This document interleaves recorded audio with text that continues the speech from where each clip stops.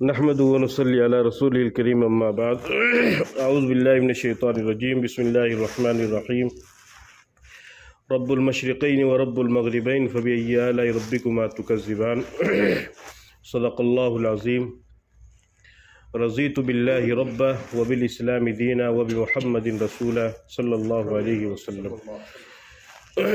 میرے محترم بزرگوں اور دوستوں، عزیز ساتھیوں، معزز علماء کرام، میں نے آپ حضرات کے سامنے قرآن کریم کی ایک آیت تلاوت کی ہے، جس آیت کی تلاوت ہمارے شیخ نے نماز میں کی، اور جیسا کہ آپ کو معلوم ہے کہ ہم سب حضرات ابھی ذکر سے فارغ ہوئے ہیں۔ لفظ ذکر کے بول دو تھے، لا الہ الا اللہ، اور پھر بعد میں اللہ اللہ۔ سب کی تسبیحات الگ الگ ہیں۔ اللہ ہی کا دوسرا نام ہے رب۔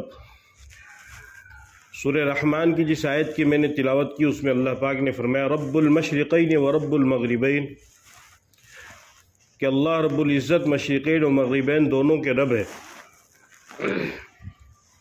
سب سے پہلے تو ہمیں یہ سمجھنا چاہیے کہ رب کا مطلب کیا ہوتا ہے۔ رب کا مطلب ہوتا ہے تربیت کرنے والا، پرورش کرنے والا، پالنے والا۔ اسی لیے ماں کو مربیہ بھی کہا جاتا ہے، کیونکہ ماں بھی پرورش کرتی ہے بچے کی، اس کو پالتی ہے، پوستی ہے، اس کی تمام ضروریات کو وہ پورا کرتی ہے۔ اسی لیے یہ اتنا عظیم لفظ ہے اور اتنی ساری صفات اور اتنے سارے راز اس کے اندر پوشیدہ ہیں، کمالات اس کے اندر چھپے ہوئے ہیں، کہ اللہ رب العزت نے اس لفظ کا بار بار قدم قدم پر ذکر فرمایا، تاکہ بندے کو اس بات کا احساس رہے کہ میرا اللہ میرا رب ہے۔ یہ آپ کو معلوم ہے کہ رب کے معنی تربیت کرنے والا، پالنے والا، پرورش کرنے والا۔ چنانچہ آپ دیکھیے قرآن کریم کی جو سب سے پہلی صورت ہے سورہ فاتحہ، اس کی جو سب سے پہلی آیت ہے وہ الحمدللہ رب العالمین، یہاں پر بھی اللہ نے لفظ رب کو استعمال کیا کہ تمام تعریفیں اس اللہ کے لیے ہے جو سارے جہانوں کا پالنہار ہے۔ پالنے والا ہے صرف انسانوں کا نہیں، بلکہ جتنے بھی جہان ہیں ان تمام جہانوں کا پالنہار اللہ ہے۔ اسی طریقے سے قرآن کریم کو پڑھتے چلے جائیں، اور سب سے جو آخری صورت ہے اس میں بھی پھر اللہ تعالیٰ نے فرمایا قل اعوذ برب الناس، اے نبی جی آپ کہہ دیجئے کہ میں لوگوں کے رب سے پناہ مانگتا ہوں۔ تو یعنی گویا کہ قرآن کریم کی شروعات بھی اللہ نے رب سے کی، اور اس کا اختتام بھی رب پر فرمایا۔ یہ بتانے کے لیے پورے قرآن کا خلاصہ یہ ہے کہ انسان جب قرآن کریم کی تلاوت کرے، اس کو اپنی زندگی میں اتارے، تو اس کا ایک خلاصہ یہ بھی ہے کہ وہ اللہ کو اپنا رب سمجھے، اپنا معبود حقیقی سمجھے۔ اسی طریقے سے جب آپ نماز شروع کرتے ہیں تو نماز کو آپ دیکھیے، اس میں بھی اللہ تعالیٰ نے نماز میں بھی رب سے ہی سارا کام شروع کیا۔ چنانچہ ہم جب پڑھتے ہیں، نماز شروع کرتے ہیں، ثنا پڑھتے ہیں سبحانک اللہم و بحمدک و تبارک اسمک، اس میں بھی اللہ تعالیٰ نے اپنے نام کا ذکر فرمایا۔ پھر اسی طریقے سے قیام کرتے ہیں، پھر قیام کے بعد قرات کرتے ہیں، اس میں اللہ کا نام کا رب کا ذکر آتا ہے۔ پھر جب رکوع میں جاتے ہیں تو رکوع میں تسبیح پڑھتے ہیں سبحان ربی العظیم، اس میں بھی رب کا ذکر ہے۔ پھر جب رکوع سے قومہ میں کھڑے ہوتے ہیں تو اس میں بھی رب کا ذکر ہے، سمع اللہ لمن حمدہ ربنا لک الحمد۔ اسی طریقے سے پھر جب سجدے میں جاتے ہیں تو سجدے میں بھی رب کا ذکر ہے سبحان ربی الاعلی۔ تو یعنی آپ اندازہ لگائیے کہ نماز کو بھی اللہ تعالیٰ نے لفظ رب سے پر فرما دیا ہے۔ اور اسی طریقے سے بے شمار قرآنی آیات ہیں کہ جو لفظ رب سے ہے، اور اللہ پاک نے قرآن کریم کے اندر انبیاء علیہ السلام کی جن دعاؤں کا ذکر فرمایا ہے، ان میں اکثر و بیشتر رب کے ذریعے سے۔ چنانچہ سب سے پہلے انسان اور سب سے پہلے پیغمبر کائنات کے سیدنا آدم علیہ السلام، ان کی دعا کو اللہ نے قرآن میں ذکر فرمایا ربنا ظلمنا انفسنا وان لم تغفر لنا وترحمنا لنکونن من الخاسرین۔ یہ بھی لفظ رب سے ہے کہ اللہ ہم نے اپنی جانوں پر ظلم کیا۔ حضرت نوح علیہ السلام کی دعا ہے فدعا ربہ انی مغلوب فانتصر، رب انی مغلوب فانتصر، کہ اے میرے رب میں کمزور ہوں، تو میری مدد فرما۔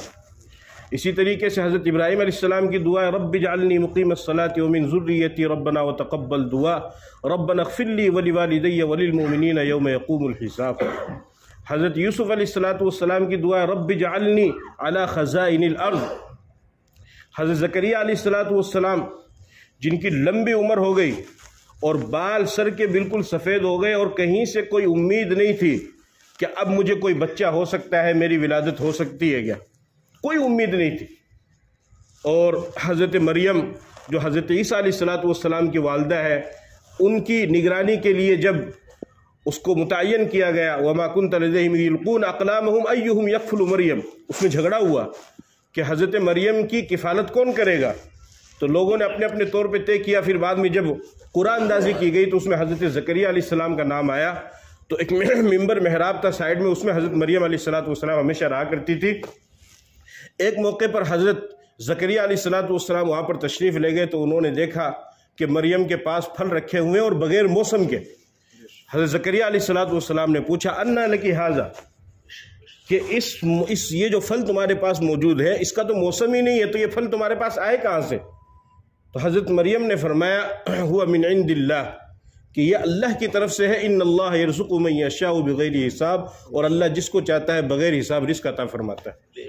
ہنالک دعا زکریا ربہ قال رب ھب لی من لدنک ذریۃ طیبہ، اور ان کی کیفیت کیا تھی؟ سورہ مریم میں فرمایا رب انی وہن العظم منی واشتعل الرأس شیبا ولم اکن بدعائک رب شقیا، کہ اے میرے رب میرے تو سر کے بال بالکل سفید ہو گئے اور مجھے تو ذرہ برابر کہیں سے کوئی امید ہی نہیں لگ رہی ہے کہ مجھے کہیں سے بچہ ہو سکتا ہے، لیکن پھر بھی میں تیری ذات پر یقین رکھتا ہوں اور تیری رحمت سے میں ابھی بھی نا امید نہیں ہوا ہوں، مجھے اب بھی تیری ذات سے امید ہے کہ تو مجھے ضرور اولاد عطا کرے گا۔ رب ولم اکن بدعائک رب شقیا، اور پھر اللہ پاک نے حضرت زکریا علیہ السلام کو اولاد بھی دی۔ کیا دعا مانگی؟ رب ھب لی من لدنک ذریۃ طیبہ، کہ اے میرے رب جس طریقے سے تو نے حضرت مریم کو بغیر موسم کے پھل دیا، میں بھی مانتا ہوں کہ میری عمر زیادہ ہو چکی ہے اور اب میری بیوی کو بچہ نہیں ہو سکتا ہے، لیکن تیری ذات سے مجھے اب بھی امید ہے اور تو مجھے بچہ عطا فرما۔ چنانچہ ان کو اللہ تعالیٰ نے اولاد دی، اور اتنی زبردست اولاد دی کہ کائنات میں جتنے بھی لوگ آئے تمام لوگوں کے نام بعد میں رکھے گئے، لیکن کائنات میں صرف حضرت زکریا علیہ السلام کے لڑکے ایک ایسے خوش نصیب انسان ہیں کہ جن کا نام پیدائش سے پہلے اللہ نے رکھ دیا، یا زکریا انا نبشرک بغلام اسمہ یحییٰ، کہ زکریا ہم تجھے ایک لڑکے کی خوشخبری دیتے اور اس کا نام بھی ہم بتاتے، اس کا نام یحییٰ ہوگا۔ ولم اکن بدعائک رب شقیہ، چنانچہ اللہ تعالیٰ نے حضرت زکریا علیہ السلام کو حضرت یحییٰ علیہ السلام کی شکل میں ایک بہترین لڑکا فرزند عطا فرمایا۔ تو حضرت زکریا علیہ السلام نے بھی دعا مانگی۔ حضرت ایوب علیہ السلام کو جب بیماری نے گھیرا، انہوں نے دعا مانگی رب انی مسنی الضر وانت ارحم الراحمین، کہ اے میرے رب مجھے تکلیف نے بیماری نے گھیر لیا ہے اور تو ہی رحم کرنے والا ہے۔ تو اس طریقے سے حضرت موسیٰ علیہ السلام نے کہا رب انی لما انزلت الی من خیر فقیر۔ تو جتنے بھی انبیاء گزرے ان کی دعاؤں کو اللہ تعالیٰ نے جو قرآن کریم میں ذکر کیا ہے وہ لفظ رب کے ذریعے سے، اور اسی طریقے سے اس کے علاوہ جو بے شمار دعائیں ہیں، ربنا لا تؤاخذنا ان نسینا واخطانا، ربنا ولا تحمل علينا اصرا كما حملته على الذين من قبلنا، ربنا ولا تحملنا ما لا طاقة لنا به، ربنا لا تزغ قلوبنا، ربنا انك جامع الناس، ربنا واتنا ما وعدتنا، ربنا اغفر لنا ولاخواننا الذين سبقونا۔ یہ جتنی بھی بے شمار دعائیں قرآن کریم کے اندر اللہ نے ذکر فرمائی، تمام کی تمام لفظ رب کے ذریعے سے، کہ بندے کو ہمیشہ یہ معلوم رہے کہ ہم کو پالنے والا وہ اللہ ہے، کہ کسی بھی موقع پر زندگی کے کسی بھی گوشے میں کسی بھی انسان کا کہیں بھی ذہن بالکل بھی خراب نہ ہو، اور وہ یہ نہ سمجھے کہ میں اپنی دکان کے ذریعے سے پل رہا ہوں، میں اپنے کاروبار کے ذریعے سے پل رہا ہوں، میں اپنے معیشت کے ذریعے سے پل رہا ہوں، میں اپنے بزنس کے ذریعے سے پل رہا ہوں، میں اپنے دماغ اور اپنی سوچ کے ذریعے سے پل رہا ہوں۔ فرمایا نہیں، حقیقت میں کوئی اور پال رہا ہے، اور سہارا اور واسطہ بھی حقیقت میں کسی اور کا لگتا ہے۔ جس طریقے سے یہ نل ہے، اس نل کو جب آپ چالو کریں گے تو اس میں پانی آئے گا، تو کم عقل انسان یہ سمجھے گا کہ یہ نل ہمیں پانی دے رہا ہے، حالانکہ حقیقت میں یہ نل پانی نہیں دے رہا ہے، بلکہ اس نل کے پیچھے ایک بہت بڑی طاقت ہے ٹنکی کی، اس نے اپنے اندر پانی کو جمع کر رکھا ہے، اور جب ہم اس نل کو سوئچ اس کو چالو کریں گے تو پھر اس صورت میں وہ ٹنکی اپنے پانی کو جاری کرے گی اور اس نل کے ذریعے سے ہم کو پہنچے گا۔ تو جس طریقے سے اصل میں پانی ٹنکی کے ذریعے سے آتا ہے، نل اپنی طرف سے نہیں نکالتا ہے، اسی طریقے سے انسان کو اصل میں روزی اللہ دیتا ہے اور ذریعہ اس کا کاروبار بنتا ہے۔ بھئی جو بھی جس لائن میں ہے، کوئی دکان کر رکھا ہے، کوئی کاروبار کر رہا ہے، جس کا جو بھی کاروبار ہے جائز اور حلال کاروبار ہوگا تو وہ ذریعہ بنتا ہے۔ اس لیے انسان کو نل کے اوپر نظر نہیں رکھنی چاہیے، اور اسی طرح انسان کو اپنے کاروبار کے اوپر بھی نظر نہیں رکھنی چاہیے، بلکہ جو اس کے پیچھے ایک بہت بڑی طاقت ہے اس کے اوپر انسان کو نظر رکھنی چاہیے۔ اور خاص طور پر مسلمان کے عقیدے کو مضبوط رکھنے کے لیے اللہ پاک نے بار بار لفظ رب کا ذکر فرمایا کہ میرے بندے تو کتنے ہی اونچے اور اعلیٰ مقام پر پہنچ جائے، لیکن اس کے باوجود بھی تو یہ مت سوچنا کہ اب تو بس میں اپنے کام کے ذریعے سے ہی میں پڑھ رہا ہوں اور میں محنت کر رہا ہوں اور مجھے روزی مل رہی ہے، نہیں، اب بھی تجھے اللہ دے رہا ہے۔ اور اسی لیے انسان کے اوپر حالات بدلتے ہیں۔ قرآن نے صاف کہا اللہ یبسط الرزق لمن یشاء من عباده ویقدر اللہ، یہ اللہ کا فیصلہ ہے۔ نحن قسمنا بینہم معیشتہم فی الحیاۃ الدنیا، کہ اللہ جسے چاہتا ہے روزی زیادہ دیتا ہے، کسی کو کم دیتا ہے، یہ اللہ کا نظام ہے، لیکن روزی چاہے کم ملے یا زیادہ ملے دیتا اللہ ہے، اور ذریعہ کسی کو بھی بنا دیتا ہے۔ اسی طریقے سے انسان یہ بھی سمجھتا ہے نوجوان کہ میں اپنی جوانی کی بلبوتے پر پیسے کما رہا ہوں اور میں روزی حاصل کر رہا ہوں، یہ بھی اس کی غلط فہمی ہے۔ بے شک اس کی محنت کا، اس کے دماغ کا، اس کی سوچ کا، اس کے وچار کا ایک بہت بڑا عمل دخل ہوتا ہے، لیکن ساتھ میں حدیث کیا کہتی ہے؟ حدیث کے اندر اللہ کے نبی صلی اللہ علیہ وسلم نے ارشاد فرمایا انکم تنصرون وترزقون بضعفائکم، کہ تمہاری مدد کی جاتی ہے تمہارے کمزوروں کی وجہ سے، اور تمہیں رزق دیا جاتا ہے تمہارے کمزوروں کی وجہ سے۔ کمزور کون ہے؟ بوڑھا باپ جو کما نہیں سکتا ہے، وہ جب کروٹ لیتا ہے تو وہ اپنے بیٹے کے لیے دعا کرتا ہے، اس بوڑھے باپ کی دعا کی برکت سے اللہ تجھے روزی دے رہا ہے۔ کمزور کون ہے؟ بوڑھی ماں جو کما نہیں سکتی ہے۔ کمزور کون ہے؟ بیوی جو کمانے کے لیے باہر نہیں جا سکتی ہے۔ کمزور کون ہے؟ بہن۔ کمزور کون ہے؟ بیٹی کہ جو کما نہیں سکتے ہیں۔ کمزور کون ہے؟ چھوٹے بھائی کہ جو کما نہیں سکتے، جن کی تعلیم کا زمانہ ہے۔ آپ اگر یہ سمجھتے ہیں کہ میں اپنے سارے، تو اللہ کے نبی نے ارشاد فرمایا کہ تمہاری جو مدد کی جاتی ہے اور تمہیں جو رزق دیا جاتا ہے وہ تمہارے کمزوروں کی وجہ سے دیا جاتا ہے۔ اس لیے کتنا ہی زیادہ کمانے والا ہو، انسان کو کبھی بھی یہ نہیں سمجھنا چاہیے کہ میں اپنی طاقت کے بل بوتے پر یہ سارا کام کر رہا ہوں، نہ میری بہن کما رہی ہے، نہ میری ماں کما رہی ہے۔ بے شک وہ نہیں کما رہے ہیں، لیکن ان کی دعاؤں کا تیری کمائی میں بہت بڑا عمل دخل ہے۔ اور خدا نہ خواستہ اگر تھوڑی دیر کے لیے وہ نہ ہو تو پھر آپ کو پتہ چل جائے گا حالات کیسے آ جائیں گے، سمجھ گئے نا؟ یہ میں نہیں کہہ رہا ہوں، حدیث میں اللہ کے نبی نے ارشاد فرمایا۔ تو لفظ رب کو سمجھنا ہمارے لیے بہت ضروری، اسی لیے اللہ نے بار بار اس کو ریپیٹ کیا ہر موقع پر، رب، کہ ہم کو پالنے والا وہ کون ہے؟ اللہ ہے، اور اللہ سے بہتر پالنے والا کوئی ہو ہی نہیں سکتا ہے، کیونکہ دوسرے جو بھی ہیں وہ تمام کے تمام عیب سے بھرے ہوئے ہیں، اور اللہ کی ذات کیا؟ سبحان اللہ۔ سبحان اللہ کا مطلب ہوتا ہے ای سبحان اللہ من کل عیب، یعنی اللہ کی ذات ہر عیب سے پاک ہے۔ انسان میں کمزوری آتی ہے، انسان کو بیماری لگتی ہے، انسان کو صحت ڈاؤن ہو جاتی ہے، انسان مر جاتا ہے، انسان دھوکہ دے سکتا ہے، انسان ختم ہو جاتا ہے، لیکن اللہ کی ذات ان تمام چیزوں سے پاک ہے۔ وہ بیمار بھی نہیں ہوتا ہے، وہ ختم بھی نہیں ہوتا، اسے موت بھی نہیں آئے گی۔ ان جتنے بھی عیب دنیا کے اندر ہو سکتے ہیں ان تمام عیبوں سے پاک اللہ ہے۔ تو جب اللہ کے اندر کوئی عیب نہیں ہے تو اللہ سے بہترین تربیت کرنے والا، انسان کو پالنے والا کوئی نہیں ہو سکتا ہے۔ اور صرف مسلمان نہیں، سب کو اللہ پالتا ہے۔ قُلْ أَتُحَاجُّونَنَا فِي اللَّهِ وَهُوَ رَبُّنَا وَرَبُّكُمْ، کہ ہمارا اور تمہارا رب وہ کون ہے؟ وہ اللہ ہے۔ اسی لیے یہ جو میں نے پڑھی رضیت باللہ ربا، یہ گویا کہ ایک طرح سے وظیفہ ہے۔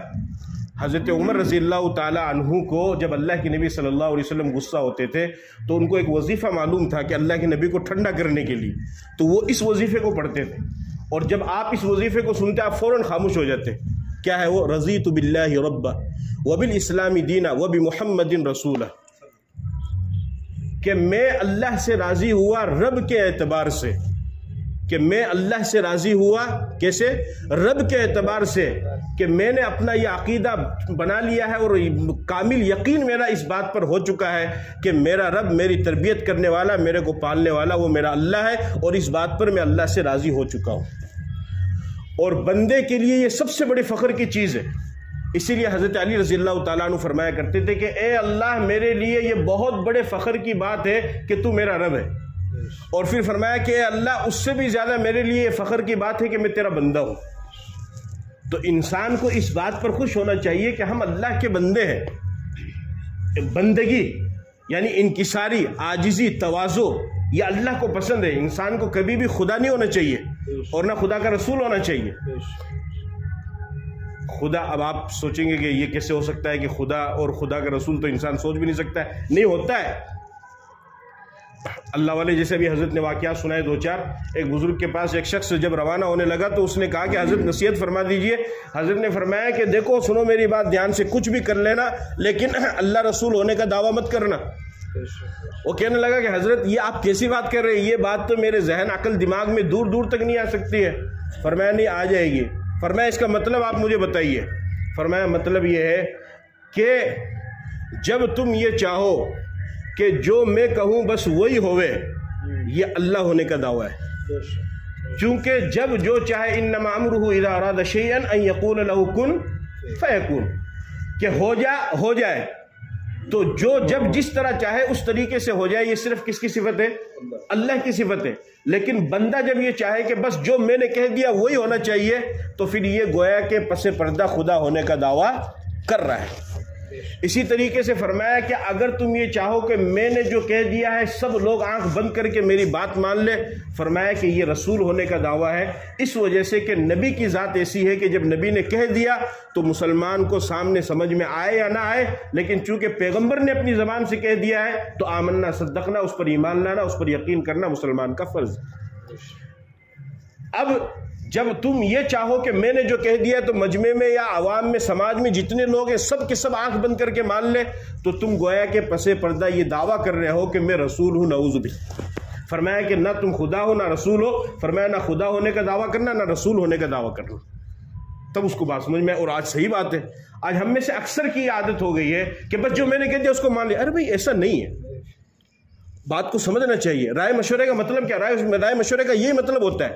کیا پتہ کسی کے ذہن میں اللہ پاک کچھ اور بات ڈال دے اور اس سے اچھی اور عمدہ بات ڈال دے. بہت سی دفعہ ایسا ہوتا ہے کہ چھوٹے کا مشورہ بڑے سے زیادہ قیمتی ہو جاتا ہے, اور بہت سی دفعہ ایسا ہوتا ہے کہ چھوٹا بھائی وہ بڑے بھائی سے بھی زیادہ اچھی رائے دے دیتا ہے. سمجھ گئے؟ اس لیے فرمایا رضیت باللہ ربا, کہ میں اللہ سے راضی ہوا رب کے اعتبار سے. دوسرا فرمایا وبالاسلام دینا, اسلام کو دین کے اعتبار سے مان کر کے میں راضی ہوا. دین تو پہلے بھی بہت تھے. شرع لکم من الدین ما وصى به نوح والذی اوصینا الیک وما وصینا به ابراہیم وموسیٰ وعیسیٰ ان اقیموا الدین ولا تتفرقوا فیہ. دین تو پہلے بھی بہت تھے, لیکن جو آخری دین ہے مذہب اسلام, وہ کون سا ہے؟ ان الدین عند اللہ الاسلام, کہ اسلام مذہب اسلام کو اپنا دین مار کر کے وہ راضی ہو. مذہب یہودیت کو اپنا دین نہ مانے, مذہب عیسائیت کو اپنا دین نہ مانے, بلکہ کس کو مانے؟ مذہب اسلام کو اپنا دین مانے. اب یہاں پر رک کر آپ لوگ ایک بات سمجھیے تو اس میں بہت انشاءاللہ فائدہ ہوگا. آپ کے ذہن میں یہ بات آئے گی کہ بھئی یہودی کسے کہتے ہیں؟ موسیٰ علیہ السلام کو ماننے والے. عیسائی کسے کہتے ہیں؟ عیسیٰ علیہ السلام کو ماننے والے. وہ بھی اپنے زمانے میں نبی تھے, باقی کی تو نسل نہیں چلی اور سلسلہ نہیں چلا. ان دو کا آج بھی ہے, جو کرسچن ہیں اور جو یہودی ہیں, اسرائیل کے اندر جو لوگ رہتے ہیں اور دوسری جگہوں پر جہاں بھی رہتے ہیں. سمجھ گئے؟ اب آپ یہ کہیں گے کہ وہ بھی نبی ہے, تو یہودی تو موسیٰ علیہ السلام کو مان رہے اور عیسائی عیسیٰ علیہ السلام کو مان رہے. ان کو نبی ماننے کے باوجود بھی یہ اسلام سے خارج ہے, اس کے باوجود بھی یہ مسلمان نہیں ہے, کیونکہ آخری جو فیصلہ آ چکا ہے دین کا وہ دین اسلام کا آ چکا ہے, اور آخری پیغمبر جو دنیا کے اندر آ چکے ہیں وہ محمد رسول اللہ صلی اللہ علیہ وسلم ہے. اب کلمہ جو چلتا آ رہا تھا لا الہ الا اللہ آدم صفی اللہ, لا الہ الا اللہ نوح نجی اللہ, لا الہ الا اللہ ابراہیم خلیل اللہ, لا الہ الا اللہ موسیٰ کلیم اللہ, لا الہ الا اللہ عیسیٰ روح اللہ, اب لا الہ الا اللہ محمد اور یہ کب تک چلے گا؟ تا قیامت. اب دوسرے کی کسی کی اس میں گنجائش ہی نہیں ہے. یعنی اللہ اس دو بات کا اقرار ہے, توحید کا اور رسالت کا, کہ اس بات کا میں اقرار کرتا ہوں کہ اللہ کے سوا کوئی معبود نہیں اور محمد اللہ کے رسول ہے, اور پلس میں یہ بھی کہ آخری رسول ہے. یعنی ہمارے نبی کو آخری نبی ماننا بھی ضروری ہے, اس لیے کہ نبوت کا سلسلہ آپ کے اوپر ختم ہو چکا ہے. آپ نے فرمایا لو کان بعدی نبی لکان عمر, اگر میرے بعد کوئی نبی ہوتا تو عمر ہوتا, لیکن چونکہ میرے اوپر نبوت کا سلسلہ ختم ہو چکا ہے لہذا اب عمر بھی نبی نہیں ہوں گے. اور چونکہ لوگ آئیں گے دنیا میں, وہ دعویٰ کریں گے, اور انہوں نے دعویٰ کیا. آپ نے فرمایا ستکون فی امتی کذابون ثلاثون کلهم یزعمون انه نبی وانا خاتم النبیین لا نبی بعدی, کہ میری امت کے لوگوں میرے بعد تقریباً 30 جھوٹے میری امت میں آئیں گے جو یہ دعویٰ کریں گے کہ میں نبی ہوں, میں نبی ہوں, میں نبی ہوں. مسلمہ کذاب نے کیا, اسود انسی نے کیا, پھر ہمارے یہاں پنجاب میں قادیانی مرزا غلام احمد قادیانی نے کیا, اور پس پردہ بہت سارے لوگ کر رہے اور قیامت تک آتے رہیں گے. لیکن ایک مسلمان کا یہ کامل عقیدہ ہونا چاہیے لا الہ الا اللہ کے ساتھ محمد الرسول اللہ, کہ میں محمد کو اللہ کا رسول مانتا ہوں, اور کون سا؟ آخری رسول مانتا ہوں. کون سا رسول؟ آخری رسول. اپنے بچوں کے ذہن میں یہ عقیدہ بٹھا دو کہ کوئی کتنی ہی لالچ دے، کوئی کتنی ہی باتیں کرے، کتنی گھما پھرا کے بات کرے، بس آنکھ بند کر کے یہی کہنا ہے کہ ہمارے نبی آخری نبی ہے اور اب آپ کے بعد میں کوئی بھی نبی نہیں آئے گا. آپ نے خود فرمایا وَأَنَا خَاتَمُ النَّبِيِّينَ لَا نَبِيَّ بَعْدِي، کہ میں آخری نبی ہوں، میرے بعد کوئی نبی نہیں. اسی لیے امام اعظم ابو حنیفہ رحمۃ اللہ علیہ فرماتے ہیں کہ اگر کسی شخص نے نبوت کا دعویٰ کیا، سمجھ گئے نا، مان لو نول گڑھ کے اندر ایک شخص کھڑا ہو گیا، وہ کہتا ہے صاحب میں نبی ہوں، تو امام ابو حنیفہ فرماتے ہیں من طلب منہ علامتا فقد کفر لقولہ علیہ السلام لا نبی بعدی. آپ نے فرمایا کہ اگر کسی نے نبوت کا دعویٰ کیا اور کوئی دوسرا مسلمان اس سے صرف ثبوت لینے کے لیے چلا گیا، دلیل پوچھنے کے لیے چلا گیا کہ بھئی تو پروف کر، تو دلیل دے کہ تو کس بنیاد پر نبی ہے، تو حضرت امام اعظم ابو حنیفہ رحمۃ اللہ علیہ فرماتے ہیں کہ یہ انسان بھی کافر ہو جائے گا، اس لیے کہ جب پیغمبر نے کہہ دیا میں آخری نبی ہوں، میرے بعد کوئی نبی نہیں، تو اس سے دلیل پوچھنے کی ضرورت کیا ہے؟ جب آپ نے فرما دیا کہ میں آخری نبی ہوں تو آگے تو بات ہی ختم. اب دلیل پوچھنے کیا مطلب؟ منہ آنکھ بند کر کے کہو، زبان منہ کھول کر کے کہو، ببانگ دہل یہ اعلان کرو، زور و شور کے ساتھ میں پورے ہر جگہ یہ اعلان کرو کہ یہ جھوٹا ہے. کچھ بھی پوچھنے کی ضرورت نہیں. کیوں؟ پیغمبر نے فرما دیا میرے بعد کوئی نبی نہیں، اب تو تم چاہے روزانہ کھڑے ہوتے رہو، دلیل نہیں پوچھنی ہے. سمجھ گئے؟ کیوں دلیل پوچھیں گے تو پھر گمراہ ہو جائیں گے.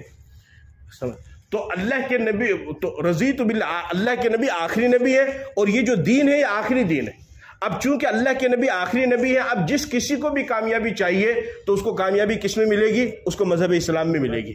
اب یہودی کو وہ ٹھیک ہے اس ٹائم موسیٰ علیہ السلام تھے، لیکن جب وہ دنیا سے چلے گئے تو ان کی شریعت، ان کا دین ختم ہو چکا ہے. اب عیسیٰ علیہ السلام آئے ہیں. اب جو لوگ عیسیٰ علیہ السلام کے زمانے میں ہیں تو وہ عیسیٰ علیہ السلام پر ایمان لائیں گے. جب عیسیٰ علیہ السلام دنیا سے چلے گئے، اب حضور صلی اللہ علیہ وسلم دنیا میں آ چکے ہیں، اب آپ کے بعد کوئی نبی نہیں آئے گا. لہٰذا اب آپ کے تشریف لانے کے بعد پوری دنیا میں جس کسی کو بھی کامیابی چاہیے اس کو مذہب اسلام کو قبول کرنا پڑے گا. نہیں کرے گا وَمَن يَبْتَغِ غَيْرَ الْإِسْلَامِ دِينًا فَلَن يُقْبَلَ مِنْهُ. فرمایا کہ مذہب اسلام کو چھوڑ کر کوئی دوسرے دین کو لے کر آئے گا تو قرآن میں اللہ فرماتے ہیں کہ اللہ اس کے دین کو قبول نہیں فرمائیں گے. اچھا پھر آپ کہیں گے کہ مول صاحب ہم تو ایمان مفصل پڑھتے ہیں، اس میں تو ہم کہتے ہیں کہ ہم نبیوں کے اوپر ایمان لاتے ہیں. 7 چیزیں ہیں نا، آمنت باللہ وملائکتہ وکتبہ ورسلہ، اور بھی ہے آگے. ہاں کہ ہم رسولوں پر ایمان لاتے ہیں. دیکھو پچھلے جتنے بھی پیغمبر گزرے ہیں ان کے اوپر صرف اتنا ایمان لانا ہے کہ وہ اللہ کے نبی تھے. باقی شریعت کس کی چلے گی؟ وہ ہمارے نبی پاک صلی اللہ علیہ وسلم کی شریعت چلے گی. سمجھ گیا بات؟ صرف اتنا ایمان لانا ہے کہ موسیٰ علیہ السلام اللہ کے نبی تھے، عیسیٰ علیہ السلام اللہ کے نبی تھے. باقی شریعت محمد صلی اللہ علیہ وسلم ہی کی چلے گی. آخر میں آپ نے پھر آخری کیا ہے؟ وہ بھی محمد رسولہ، کہ میں محمد صلی اللہ علیہ وسلم سے راضی ہوا رسول کے اعتبار سے، نبی ہونے کے اعتبار سے. جیسا کہ ابھی حضرت نے بھی پڑھا حسبی ربی جل اللہ ما فی قلبی غیر اللہ نور محمد صلی اللہ لا الہ الا اللہ. تو بے شمار جگہ پر تو اللہ، یہ اللہ کا ذاتی نام ہے. اللہ کی تعریف کیا؟ اللہ علم لذات واجب الوجود المستجمع لجمیع صفات الکمال، کہ اللہ وہ نام ہے کہ جس کی ذات ہمیشہ رہے گی.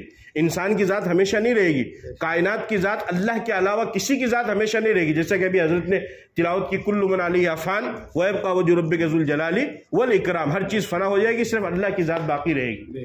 تو اللہ ہی کا دوسرا نام ہے رب. بے شمار نام ہے، 99 نام ہے قرآن شریف میں لکھے ہوئے ہیں. آپ نے فرمایا ان للہ 99 اسما من احصاها فقد دخل الجنہ. فرمایا کہ اللہ کے 99 نام ہے، جو شخص ان کو یاد کرے گا، محفوظ کرے گا، ان کے مطابق عمل کرے گا، اللہ تعالیٰ اسے جنت میں داخل فرمائیں گے. ہے نا، هو اللہ الذی لا الہ الا هو الرحمن الرحیم الملک القدوس السلام، پورا لاسٹ تک، پورا آخر تک وہ نام ہے. تو ان کو یاد کرنا چاہیے، اپنے بچوں کو بھی یاد کرانا چاہیے. بہرحال یہ لفظ رب ہے اور یہی ہے اللہ جس کا ہم ذکر کرتے ہیں. تو جیسا کہ حضرت نے فرمایا اللہ کی عظمت ہمارے دلوں کے اندر ہونی چاہیے، رب کی عظمت ہمارے دلوں کے اندر ہونی چاہیے. جب عظمت کے ساتھ، احترام کے ساتھ ہم ذکر کریں گے تو ہمارا ذکر مزید مؤثر بھی ہوگا اور اس کو مزید تقویت بھی ملے گی، اور ہماری جو روحانی کیفیت ہے اس کے اندر بھی انشاءاللہ اضافہ ہوگا، اور جو روحانی مدارج ہے اور سلوک کے جو راستے ہیں انشاءاللہ وہ بھی آسانی سے طے ہوں گے اور اللہ کی رضا ہم کو حاصل ہوگی. اللہ تعالیٰ ہم سب کو عمل کی توفیق عطا فرمائے. وآخر دعوانا الحمدللہ.